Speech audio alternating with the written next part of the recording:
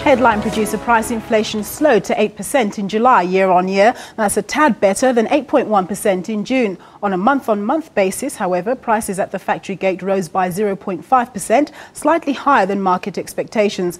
A lower global oil price and fairly stable rand have contributed to quelling imported inflation. So to talk about the costs of production and a recently held colloquium on beneficiation and more, I'm joined in studio by Conrad Bezuidenhout. He's Executive Director at the Manufacturing Circle. Welcome, Conrad. Thank you for joining us. It's good to be here. Thanks. Now, that PPI number slowing, but it's still relatively high. What's the experience on the ground? Well, I think what the situation is that basically the weakening of the rand that we saw last year created space for manufacturers to price more aggressively because they were less vulnerable to unfairly incentivized competition coming into the market from abroad and therefore could price a little bit more aggressively. That cycle is now starting to run its course. I think the fact that it may have slowed a little bit less, how should we say, not as quick as expectations were, may be ascribed to the fact that we had the strikes, extra costs were incurred, and then of course administered prices still play a significant role, which is something that we'd like government to address in a coordinated fashion, and perhaps one day it will happen. Now, you submitted proposals to the Portfolio Committee a couple of days ago on trade and industry.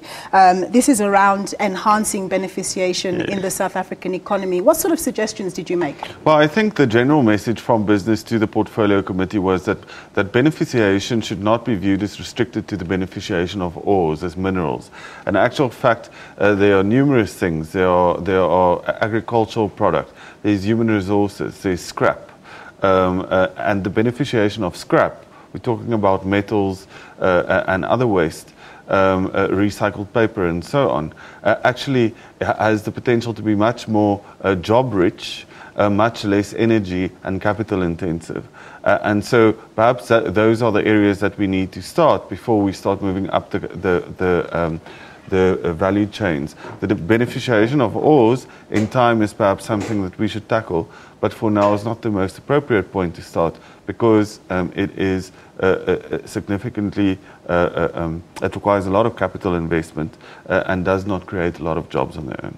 Now, you talked about, concerns around the carbon tax that's going to be introduced in 2016, saying that should rather be introduced with a suite of other policies so that the manufacturing base is not affected. What do you mean exactly? Yeah, well, there's a tendency from government to introduce new forms of taxes and attach it to a particular issue, such as, for instance, a carbon tax that we pay on vehicles, such as, for instance, the levy that we pay for plastic bags.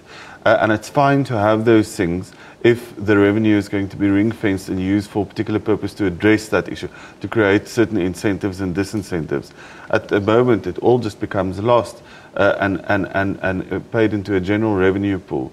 So we're saying we don't want the same to happen with a carbon tax on business. We recognize it needs to come. If it needs to come, there need to be the necessary equalization measures at the border posts so that we are not disadvantaged in relation to our products that we compete with in export markets, also product that comes into our market that we compete with, and also that it be used along with carbon markets and so on.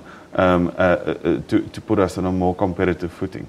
But I think generally the message is that beneficiation, the problems, the challenges that come with beneficiation are pretty much the problems, the challenges that come with having to manufacture. Labor stability is an issue. Administered prices is an issue. Supply of electricity and water is an issue. The pricing thereof is an issue. So those kind of things, if we address the challenges that the Manufacturing Circle, for instance, in its conversations with government has pushed, has unearthed through its research, backed up by our data. If we address those things, then already we would have put a beneficiation of both our natural resources and scrap products on a much better footing. Now, you talked about local procurement in the electricity space. What were you talking about there? Well, we think it's important, for instance, that there be greater degree of competition in the provision of utility services. So water, electricity, for instance, is one such an area where we think quicker liberalization needs to happen, that the frameworks need to be clarified, and that the resources become available so that independent power producers can be signed up to add a greater capacity to the grid. That's the one thing. I think, secondly, we also spoke about local procurement in relation to creating market for beneficiated products. So if we say that we want to promote beneficiation, let's look at things that government, for instance, buys through transversal purchases throughout government. Identify products that are currently imported that we procure in such a way, and identify things that we can manufacture locally that can be made from raw materials or scrap materials that are being beneficiated. There are numerous things that we could be competitive in if we create that market through local procurement, get private sector to dovetail with government efforts, then we can have sufficient baseload to make export competitive products. Let's see if some of your recommendations are taken on board. Thanks very much, Conrad. That was Conrad Poseidon, Haiti's Executive Director at the Manufacturing Circle.